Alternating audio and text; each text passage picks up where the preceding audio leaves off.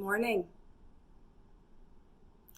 It's time for story time. I'm Kimberlyn Cahill. I'm in the studio at Life's Work Yoga, and I thought what we could do today is that we're in the midst of a story being written, right? A change in our consciousness, our community awareness. And you don't have to scroll very far in Facebook to find someone who is in great fear, in great panic, or even the other extreme, still kind of in great denial. Well, as a yogi practitioner and a yoga teacher, I resort to the practice when I don't have a clear answer, when I don't have a solution, when I don't have a way of being. I go back to what I know, which is yoga. And for me, that is breathe, move, rest, also known as pranayama, asana, and meditation. So I am not a professional singer. I'm not even a qualified chanter, but Om is the sound of yoga, the sound of healing. And so I thought I would invite you to share with me a few rounds of Om together, and then move on with our day, perhaps a little more in tune to the connection to the oneness that reminds us that we're in this together. We win together and we lose together. We heal together and we are sick together. Yes, we all have our own stories and we all have our own connection to this particular intervention, this lifestyle choice. And yes, there's lots of dialogue right now about how, our parents, our grandparents had to fight in a war. And I don't want to compare. To me, the comparison just facilitates a sense of shame, that I should be better. I should handle this with more grace. Handle it as best you can. And share your feelings. Get in touch with what is here for you. Because the chances are this threat is going to bring up old stories, past wounds and hurts, fears that maybe you've never fully identified. And they're legitimate and they're valid. But together we hold the space for our hope and our healing. So I'm going to get as comfortable as I can in my little window nook here and invite you to share with me just a few rounds of Om. Now, like I said, I'm not a professional, so I would really appreciate not criticizing how I share and what I'm sharing. This is truly something from my heart, and I hope we can all remember that we can only share what we are. And giving each other our attention in this way, this digital connection, in doing social isolation, is what we can do. So from my heart to yours, that we may all know health and healing. May we all know hope and connection. I'm going to share 5 rounds of Om, and you're welcome to join me.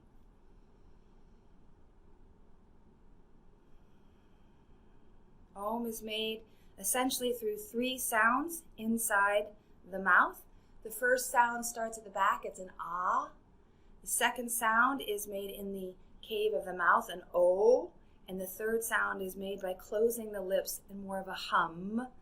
So ah, o, okay?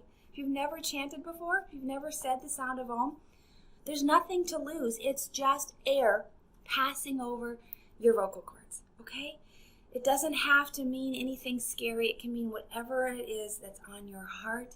It's a summons to the energy of hope and healing, of connection, of oneness. So let's begin.